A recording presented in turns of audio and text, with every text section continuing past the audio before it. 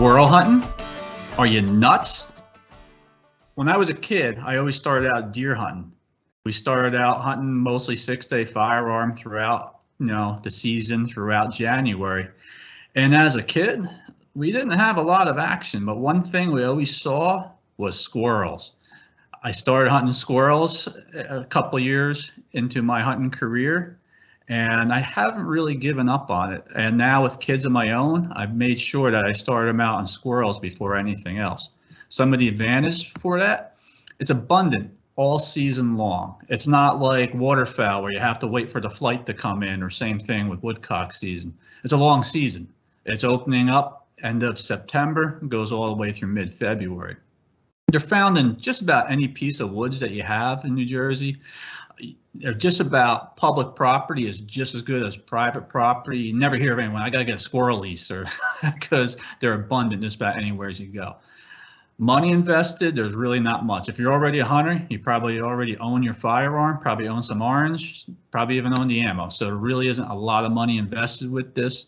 Depending upon what style of hunting you're doing, it could be good exercise, and they taste great.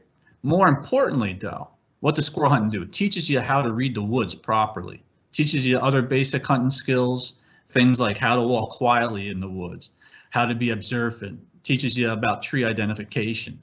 These are all basic skills that are the foundation for your hunting career. You could translate this to any other hunting that you do for the rest of your life.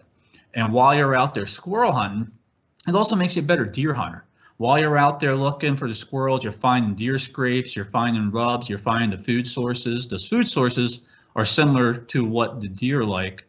So I'm out there scouting for deer in January where I'm squirrel hunting. I'm not even thinking about it, but now here it is September. I know where there's some acorns falling because I scouted last year while squirrel hunting, and I have some new places to deer hunt this year just because of all the scouting I did while squirrel hunting last year.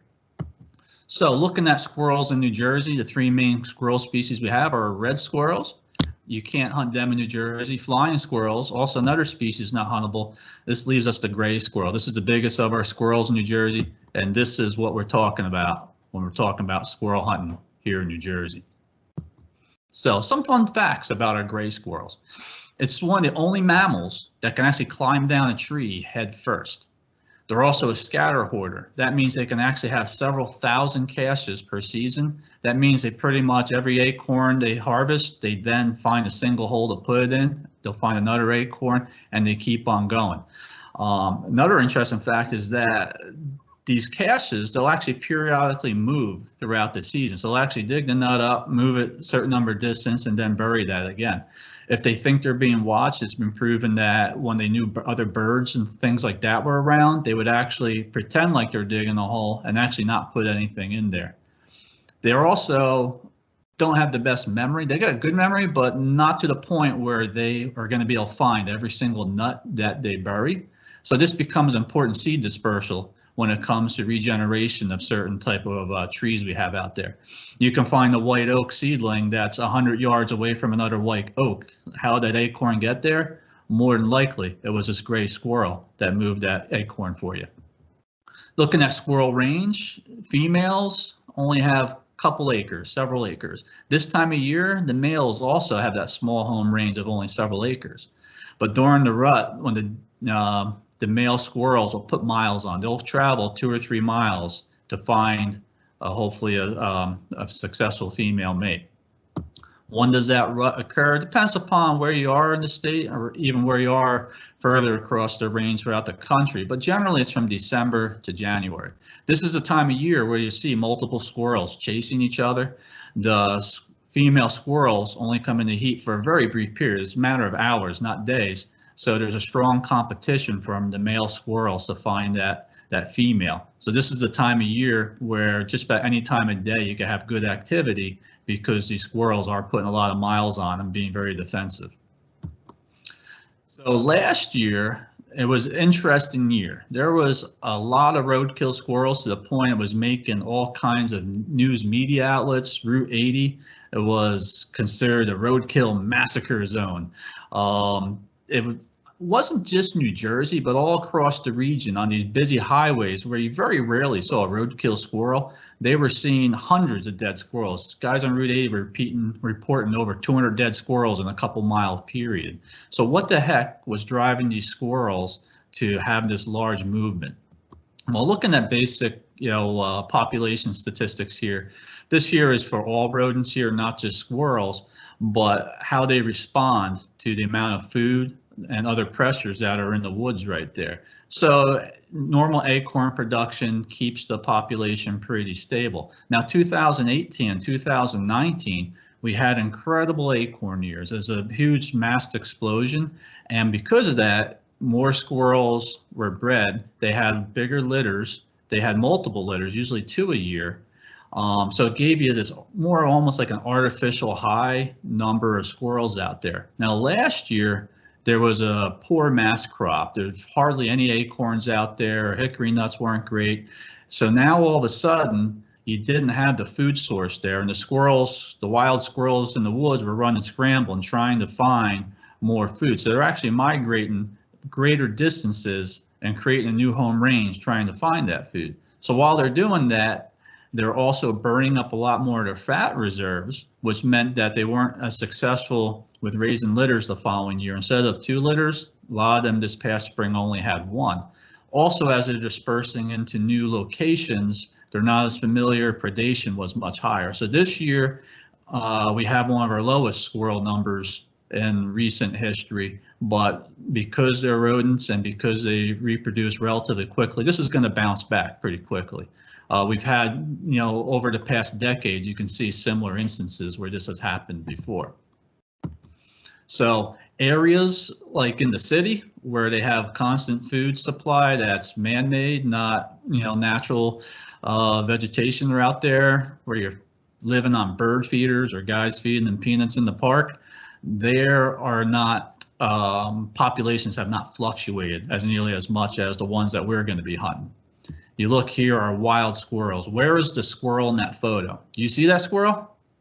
I don't either, because they can become pretty wild and secretive once you get away from those corn piles, once you get away from those bird feeders. So what are the preferred foods? Depends upon the time of year. In the fall, it's mostly nuts and acorns, such as beech nuts, walnuts, hickory trees. This time of year, hickory is one of their favorites. Earlier in the season, seeds, fruits, bulbs, flowers. Depending upon the time of year, what kind of crops you got, they'll be in the corn, they'll be in the wheat. And certain times of year when these nuts aren't as viable, they will feed on eggs, amphibians, rodents, things like that. And it's interesting, we talk about how they cache the nuts underground. Some of these rodents will actually cache, they'll actually hang them up till pretty much where they dry, almost like jerky. Same thing with mushrooms. You'll see them where you see a mushroom hanging in the woods, 10 feet up in the air. That was probably a squirrel that hung that there to come back at a later time to eat.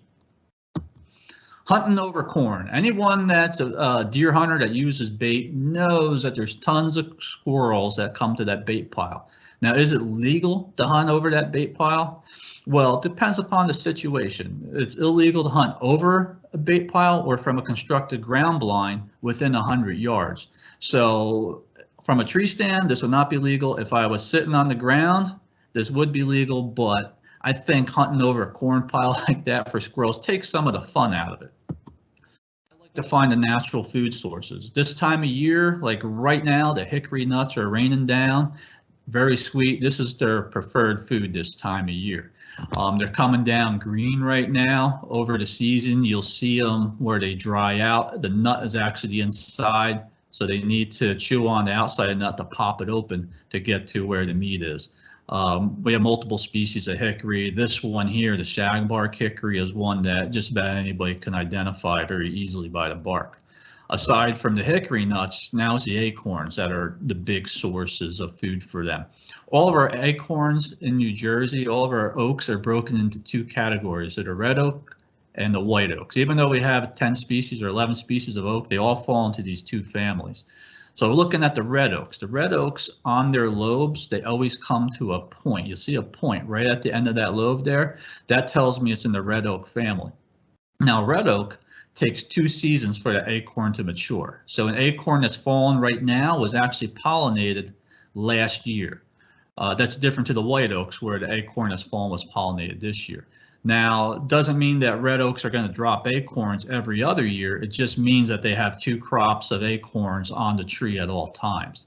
They have a little higher tannin content in them, makes them a little bit more bitter. It also gives them a longer shelf life, so it might not be the super preferred thing for the squirrels to be eating right now, but it's something that they do cache a lot because it does have that longer longer shelf life. I might want to call it that way. Now, conversely, look at the white oak. The white oak, all the white oak species have a very rounded lobe right there. So here in North Jersey, white oak and chestnut oak are our 2 preferred oaks, or 2 very common white oaks we have. Now, the white oaks only take 1 year to mature to their acorns there. So that means any acorn you see on the tree now was actually pollinated this spring. Has a lot less tannins, which makes it much sweeter to the taste. Back in college, we used to make chocolate chip cookies that we use white oak, actually acorns in there, tasted just like a walnut. So those are our main food sources I'm going to be looking for this time of year. Early season, I'm looking for the hickories, and then I'm going to be looking for the red oaks and the white oaks to be falling very shortly. They just started falling now. Now, if I was deer hunting, I'd be concentrating almost exclusively on the white oaks this time of year because that is the huge draw. Now, because the squirrels are not just eating them, but they're caching them, the red oak and white oaks work about equally as well this time of year. So, reading squirrel signs. Haven't really seen one of them signs in the woods too recently. What are we looking for? We're out there in the woods, we're looking for things like a squirrel nest. Now, not all locations are going to have squirrel nests. Squirrels can also be cavity nesters where they just find a big hole in a tree. But if you're seeing that clump of leaves there, that's a squirrel nest. That's a very good sign. Looking for chewed hard masts on the ground. You can see all this chewed up hickory nuts down here. That's a sign of active feeding. You can see how fresh that is. A lot of times it's also, you find it on a stump, find it on a fallen log where the squirrels just like to sit. That's a very, very good sign if you see that hard mast scratch there, or hard mast chewings. Branch tips being clipped. Now, most of the acorns are actually growing on the end of those branches, and if the branch is too small, the squirrel can't reach them. So what the squirrels have done, they take their teeth, and they could actually chew that branch, drop the branch down to the ground, and now they can harvest the acorns once it's on the ground. So if you're seeing some of these branches, a bunch of branch tips laying on the ground, if you look carefully at them, you'll probably see that chew mark. That's another good sign that you got active squirrel activity in your area. Squirrel caches. These are what I was talking about before, where the squirrel will take an acorn, dig it, move over a certain number of distance, grab another acorn, dig it. You might not see it in the woods stand out as much as you might see in your garden. If you have a garden, have squirrels, you know exactly what all these divot holes are. That's actually the squirrel caches. So to get started in squirrel hunting, what do I need? Basic firearm license, $27.50. Orange hat. You could spend $3, you could spend $40 on one. I just start with $7 pretty much. That's how much an average hat would cost. Box of shells, well, a couple of years ago this was a lot cheaper number, but roughly $10 for a box of shells. So between license, hat, box of shells, you're under $50 right there. Compare that to something like waterfowl hunting, where to be real successful, you're probably buying a lot of decoys, you might need a boat, got a trained dog, you're looking at the thousands of dollars. Same thing when we're looking at deer hunting, just getting all the fancy camouflage and getting the tree stands and harnesses, you're well over $500. For squirrel, you could take it for a test drive just with that orange hat and you're good to go. Now, other cool stuff to have, just beside that orange hat, I like to have a field vest. That field vest I like to have with a game bag in it, because you'll find once you're successful, carrying the firearm in one hand, a squirrel in the other is not as easy as it would be if you were to just throw it right in your game vest. Comfortable footwear. Now, when it comes to squirrel hunting, they have a really good sense of smell when it comes to finding where they cache their nuts. But as for being winded by a squirrel, I've never had to worry about scent control. So I'm not really worried about wearing, rubber boots that can control my scent. Whatever's comfortable, and depending upon what kind of terrain I'm walking in is what kind of footwear I'm going to be using. Binoculars. I just love using binoculars for anything. I love birding, but a lot of times you'll hear a squirrel in the distance and you can't see him. Pick the binoculars up, you might be able to see him. Also, this time of year looking for mast crop, I can use the binoculars to help identify the trees better, and I can also see if there's any nuts still up on the tree, or are they all on the ground? Is there still some up there? Without binoculars, I wouldn't be able to do that. When it comes to camo, most squirrel hunters I talk to don't go out of the way to put, super fancy camo on. If you're wearing camo, it's more out of convenience, just because that's the camo jacket I had laying around. But you can get away without wearing camo. Try to wear more neutral colors, but you don't need to invest a lot of money into camo. Now, legal requirements. For firearm hunting, you need at least 200 square inches of arms. If you're hunting a wildlife management area, you need to have a complete solid orange hat also. I like to get in the habit, though, just wearing an orange hat regardless of where I am, along with that orange vest, which is going to be over 200 square inches. 5 squirrel bag limit for your shot size cannot be larger than number 4s. Now, depending upon the time of year is what type of shot, what size shot you might want to use. Squirrels have extremely tough skin, so you might have to use a little higher than you originally would think.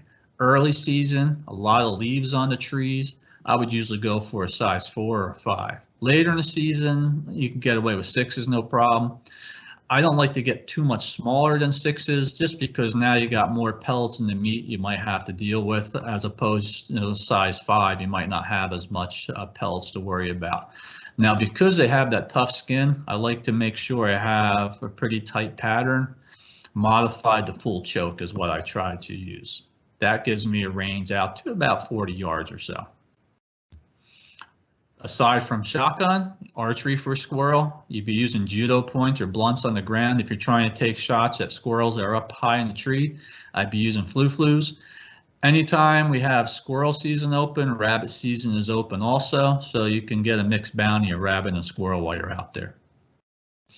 Air guns for squirrel. This was legalized not too many years ago. We can use a 17 caliber through 22 caliber. Has to be at least 600 feet per second. For using the air gun, I would be aiming for the head, taking headshots, and I'd be keeping those close, 20 yards and closer. It makes you be a more expert squirrel hunter, be able to hit such a small target with a single projectile at that close range. Muzzleloader squirrel hunting. We do have a limited small caliber muzzleloader season, 36 caliber or less. It does have an early season, a late season. It doesn't coincide with most of our deer seasons. And if you look on the map here where the green is, those are our squirrel zones that we can hunt. We're trying to keep more in the rural areas and away from the more urban areas with the muzzleloader squirrel seasons. Now, safe shots. We want to make sure we're taking safe shots. So we got to know, what is our backstop? You're shooting on a squirrel on the ground. We want to make sure that we have that ground to absorb all the pellets. You got trees. The squirrels are up in the trees. You're shooting up in the air. That's a good shot. What I want to avoid is those eye level shots where the pellet's going to go a far distance at eye level. I want to make sure those pellets are either going up in the air or going down towards the ground there. One of the things about squirrel hunting is it gives you a lot of different shooting scenarios. You can have the squirrel that's sitting there on the log, sitting there stationary. It's almost like shooting a rifle. Now all of a sudden that squirrel is running, it's a moving target. So now shooting a firearm at moving target's a lot different than a stationary target. So it really trains you how to adapt really quickly to the types of way you're aiming that firearm. Best times to hunt squirrel. Well, the squirrels, they're gonna wake up in the morning. Usually they come out a little bit later than the deer do. Usually closer to sunrise or just a little before sunrise, and you'll see them all starting to come out from the trees. In the colder months, you'll see them on the sunny side of the trees, just basking for a while, soaking in the warmth.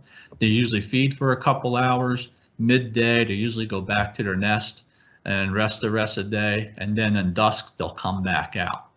Before a cold front, you can have them moving all day, and later in that year, when I talked about that squirrel breeding season, the Male squirrels are putting a lot of miles on. You'll find them any time of the day also. So pretty much most of the time you want to be in the woods deer hunting, that's when you're going to be seeing these at dawn and dusk. And much like deer during the rut, you can see them any time of the day. Hunting tactics. It's amazing. You can put 5 different squirrel hunters in the same room and they'll have 5 different tactics on how to hunt. You talk to a lot of duck hunters, there's variations, but pretty much everyone's on the same page. When it comes to squirrels, it's all over, and everyone has success with the way they do it. I have some friends, really good squirrel hunters, they just go for a walk. They're walking through the woods just hoping to stumble upon the squirrel. Early season, the woods are much quieter. They can walk and sneak up on the squirrels a little bit easier. But doing this style hunting, you can put 5 miles, 7 miles on a day, going out looking. Now, advantage of this, you're laying the land, learning the lay of the land, as well as observing the different tree species. So later in the season, you might want to sit. Now you have an idea of where would be a better place to sit. We can do spot and stalk, where you see the squirrel in the distance, and now you try to get to it as quietly as possible. So this here really teaches you how to walk quietly when you're in the woods. Instead of dragging your feet, you're picking your foot up and you're carefully looking how to position your foot down where you're not stepping on a stick or not stepping on a big dry leaf. This is a technique that you can use later down the road for any big game species. So you see that squirrel, you try to move into range. When the squirrel thinks, when you see the squirrel getting alarmed, you stop, repeat. Really good exercise to teach you how to hunt big game just for learning how to squirrel hunt. You could go still hunting. That's where I don't see the squirrel right away, but I'm going real slowly. I go to one tree, I'll lean against that tree for several minutes, don't hear anything. I'm going to move to the next tree. While I'm doing that, I'm planning where is that next tree I'm going to go to, how's the quietest way to get there. I like to use my binoculars, and using this is also teaching me how to be very observant. Things about how's the quietest way I can get to that next tree. I like to lean against a tree because it blends me in with a little bit more camouflage. We could talk about the waiting technique. This is something I enjoy to do. I hunt a lot. I see a squirrel as I'm walking in, squirrel goes up a tree. What do? I go right to the base of that tree, and I'm going to sit down and try to wait the squirrel out. Now, if it happens to go in the tree where its nest is, or happens to go into where it actually has a nest in the tree, good chance that squirrel's not going to come out again. But if you just tree that squirrel in a random tree that's not his home tree, he's going to probably come back out 15 or 20 minutes later. This works better later in the day or earlier in the morning. If this happens late morning, there's a chance that squirrel also might not come back out again later until the evening. So stand hunting, this is where you just know where all the squirrel sign is. You just go out there and you're just going to sit down and wait for the squirrel to come back out. Wait for the natural feeding to start again. So try and figure out, where the heck am I going to sit down? If you see a squirrel nest, see those chewed nuts, disturbed leaves on the ground, the squirrel caches like I was talking about, where the little holes are where they were digging. That's where I'm just going to sit down and just wait for the woods to wake up and wait for the squirrels to come to me. Another tactic I like to use when I'm hunting with my son, we got 2 of us. What are we going to do? We got a nice hedgerow here. This is an older hedgerow. These trees are 30 foot tall or so. Maybe not the best nut trees, but they're trees that are tall enough that the squirrels will hang out in. I'm on one side of hedgerow, son's on another side of hedgerow. We just walk down this hedgerow, and any squirrel we have runs up a tree. It's either going to be his shot or my shot. So we might be hunting an oak stand a mile away or half mile away, but walking in, we try to find places like this where we might have an opportunity to harvest a squirrel or 2 on the way to where we were planning on setting up. Another hunting tactic we could talk about is calling squirrels. Depending upon who you talk to, they'll tell you either it's the best tactic or the worst tactic in the world. But just to go over a couple different type of squirrels right out there, we have a shaker style call. We can make the sound of an alarm call. When a squirrel makes that call, usually every other squirrel in the woods also calls back. So it kind of gives up their locations, and now I know how to set up for when they calm down. Now you can also make a whistle or a squeal call. This is as if they are actually getting attacked by a predator. That's almost, you can actually use that same call probably for predator calling, or the squirrel whistle right here. A lot of times if you're using these calls, the whistle or that one that was that squeal, because it's usually getting, you know, an altercation with a predator, you can actually make noise by either shaking a branch or making motion noise in the leaves. And squirrels, they're social animals. They'll come back out and they'll bark and try to scare whatever that predator is away. Now you got the squirrels all barking. They know you're there. They kind of go into hiding. Now what you want to do is try to calm the woods down. Wait 10 minutes or so. And now if you make the sound as if the squirrel is feeding, it might bring the other squirrels back out. So here I probably got the cheapest squirrel call you can find. What do we got? We got 2 quarters right here. You can hold one in your hand like that, and now it almost makes your hand almost like a drum shape here. And we can take the second quarter and we can tap it almost like it's on a nut. Now while we do that, we can open up our hand and it changes the sound of that nut. So once the squirrel has a nut open, he starts chewing on it, and there's a couple different ways we can mimic that sound. Take 2 quarters and how they're a little grooved on the end. We can use that, and that sounds now just like a squirrel chewing. Sometimes on a walk, I just keep the quarters in my pocket and just rubbing them back and forth like that. You can also simulate the sound of a squirrel chewing on a nut. Depending upon what is actually on the quarter and how rough it is, it can give it different sounds. Even the same quarter could give different sounds to make it sound like the squirrel is chewing on different types of nuts. What that does, it relaxes the woods. Then the other squirrels that were alarmed know that's safe, and they'll come right back out and hopefully come into range for you. Not a really big tactic here in New Jersey, but if you go down to our southern states, using hounds, using dogs is actually quite common, where the dogs treat a squirrel and then, you know, you can get in position to harvest that squirrel. Seems like here in the north, our trees, that just seems like they just disappear in a hole in a tree much easier than they have in some of those southern locations. Now you got your squirrels. I said the limit was 5. How the heck are we going to get the skin off? This becomes one of the biggest limiting factors on how fun squirrel is hunting, because they're not easy to skin if you're not sure what you're doing. They have an extremely, extremely tough skin. And sometimes if you don't have a super, super sharp knife, it's actually hard to cut through that skin and get started. So I started several years ago just using scissors. And with a sharp set of scissors, I actually cut a ring around like the waist of the squirrel, around the mid body. I cut it all the way around. And once I got that started, now I actually grip each side of the squirrel and actually pull the skin off. Once I get it pulled most of the way off, now I could turn the legs, the hindquarters, you know, turn it inside out. And at that point, now all I have right here is the wrist. I can use the scissors to cut that. I could use the scissors to cut the, you need a heavy pair, but you could cut the head off and cut the tail off. And now right here, you wash it out. You got this beautiful, clean squirrel ready for cooking. Now, as I talked about, as many different tactics there are to harvest a squirrel, there's just about as many different ways to skin a squirrel. This is what I personally found the easiest. I generally do this before I actually field dress the squirrel. Once I get the skin off, then I got it. I know other people that do the complete opposite. Now just be aware that we want to utilize every portion of that squirrel that we can, and that there is a bit of meat on those front shoulders as well as the back strap, which is amazingly pretty big on a squirrel, along with the hindquarters there.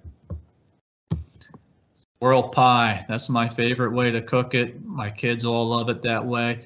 There's lots of different ways you could cook squirrel. Most of them involve a slow cooking process though.